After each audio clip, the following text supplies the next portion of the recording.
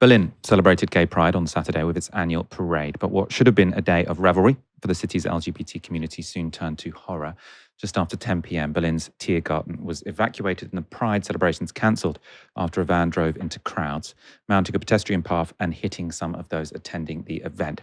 After colliding with a tree, the driver emerged from the vehicle and began attacking people with what police have described as a machete before running away.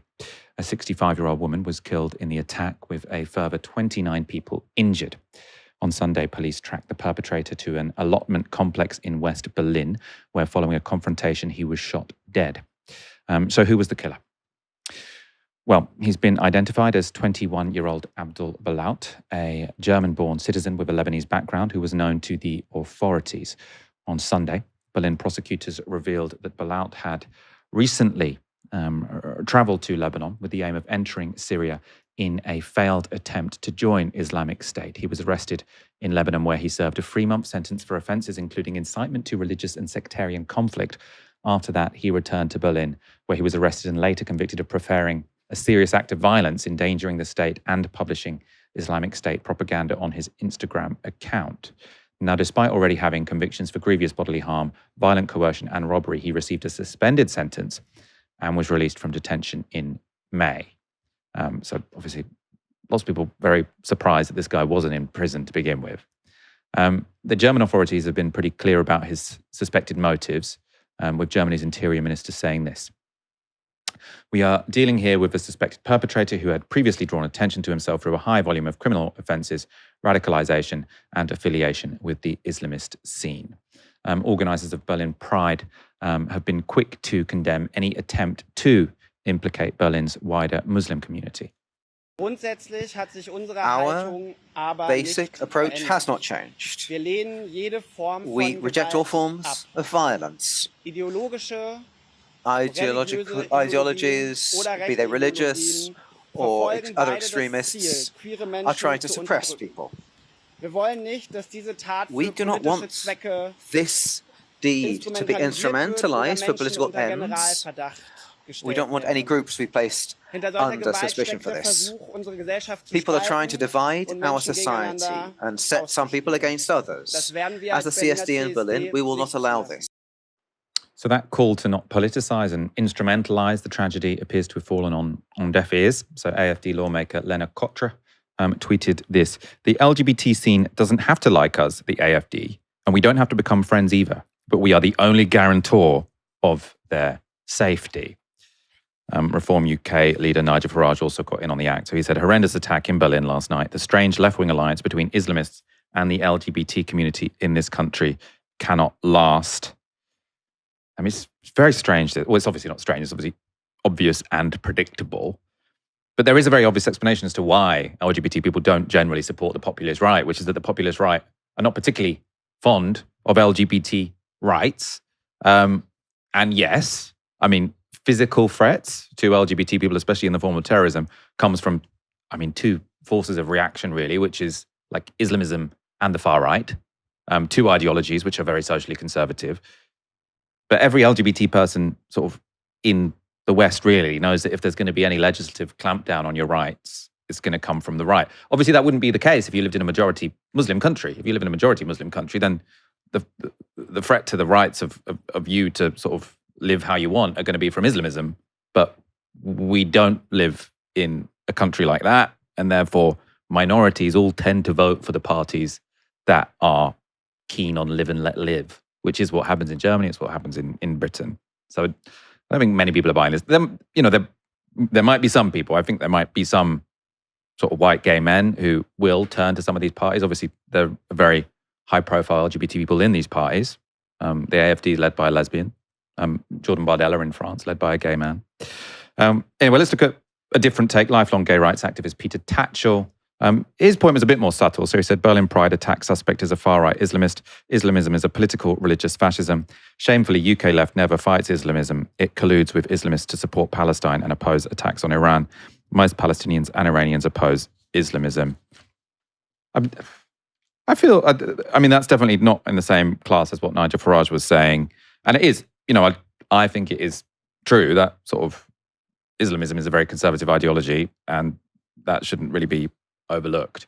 The Berlin attack isn't the only Islamist attack on gay events in recent years. So in 2024, a Norwegian court sentenced 45-year-old Zania Matapour to 30 years in prison, extendable to life, for opening fire on a gay bar during Oslo's Pride celebrations. 2 people were killed, with a further 21 people injured. Norwegian officials described Matapour as radicalized and with a history of mental illness. He began the shooting just 50 minutes after swearing allegiance to the Islamic State jihadist group in an audio recording sent to a friend. In 2023, police foiled an attack on Vienna's Pride, planned by 2 teenagers and a 20-year-old of Chechenian and Bosnian backgrounds who had developed views sympathetic to ISIS after being radicalized online. Of course, the most horrific attack carried out on queer people by someone with a Muslim background happened in Florida in 2016. That's when American-born Omar Mateen, whose parents were from Afghanistan, opened fire in the Pulse nightclub in Orlando, killing 50 people. While still in the club, Mateen told police on a 911 call that he had sworn allegiance to ISIS. But while we're encouraged to blame all Muslims for the violent radicals that exist in their communities, we're never asked to blame all white people for the ones that exist in theirs, or ours, like British National Party member David Copeland, who killed 3 people and injured 79 others in a nail bomb attack on the Admiral Duncan, a gay pub in Soho, in 1999. He also left 2 nail bombs in Brixton, one of which injured 13 people.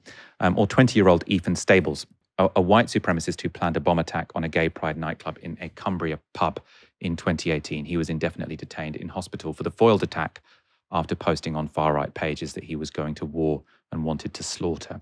Or 20-year-old Alex Hutton, who was jailed for more than 5 years in 2024 after stomping on a trans woman's face so hard it left an imprint. The self-confessed fascist had previously been convicted of offences under the Terrorist Act. Stephen, I want your thoughts on this. I mean, obviously, whenever there is a terrorist attack by an Islamist, people on the left will say, white people do it too. And then someone will respond, yeah, but proportional to the population or whatever, it does seem like terrorism is more likely to come from Islamists than from the far right. However, I think most LGBT people in the left, it's not an accident that they vote for the pro-immigration parties, because Muslims also vote for those parties, right? Electorally, beyond the extremes, like the left and all ethnic minorities and all LGBT people are basically aligned that they want to vote for the live and let live parties. Right. I mean, I don't really understand the argument of this left Islamist coalition which is supposed to exist. I mean, it's dog whistling, right? Because it really means what Farage is talking about is the way, as you say, Muslim communities and left-wing voters often have political interests in common, which is that they want to vote for parties that are going to let them live their lives and not sort of oppress them. But if you think about something like Rojava, where it was leftist Kurds who saw off ISIS from northern Syria and then imprisoned ISIS fighters in camps and guarded them for the rest of the world. Those were left-wing Muslims and and also people of Kurds of other religious backgrounds, but they were left-wingers who were fighting Islamism, and the left in this country largely supported Rojava. That's who we had a coalition with, the anti-Islamist jihadist groups in Syria. Those were that was our coalition. Yeah, so I mean, I agree with your argument. It's obvious, and as you said in the piece, it's only ever Muslims who are asked to account for the radical, violent individuals in their midst in a way that white people never are, and the right knows that, and they exploit it every single time. Well, let's look at something else that happened this weekend. Slightly more positive. So obviously, because despite attacks from both extremists, at times the state, queer people remain committed to having their voices heard. On Saturday, Trans Pride was celebrated in London, where a record-breaking 150,000 people turned out. BBC London put out this reel of some of those who were there. We come here to support our trans brothers and sisters because we deserve life like the same normal people. Being here today is really quite cathartic because we need to be united, and it's great to be amongst the community because we can share in our joy, our trauma. The vibe is really good, like everybody meeting each other, people that they've just met online and stuff like that. Seeing a lot of people from different countries, different organizations gathered here to support a trans. It's so amazing. People are friendly. It's like a joyous moment, and you see like people came all over, probably from everywhere, not just London, to celebrate. So yeah, it feels great. It's important to be proud of who we are, and in fact, by being proud, we allow other people to discover and express themselves in authentic ways. We all need to pull together to help support everyone in our community, and that's why we're here. That was Trans Pride in London on the weekend. Now, obviously, sort of if you're going to look at the history of trans rights in the UK over the past few years, clearly the push to restrict trans rights, bathroom bans and whatever, I mean, it has been in part fueled by the evangelical Christian right. It hasn't been fueled by Muslims, right? And that's not to say that the evangelical Christian right is more conservative than Islam, and especially not the Muslim right. But when it comes to legislation, the Muslim right don't have much power in this country, but the evangelicals do via the Conservative Party, right? So that's why when you got Nigel Farage saying, "Well, what is this unholy alliance between left-wing people, LGBT people and other minorities?" is because, well, minorities tend to vote for the live and let live parties and recognize that they all have an interest in having a relatively liberal society. Obviously, you know, if you're in a majority Muslim country, it's going to be a different story.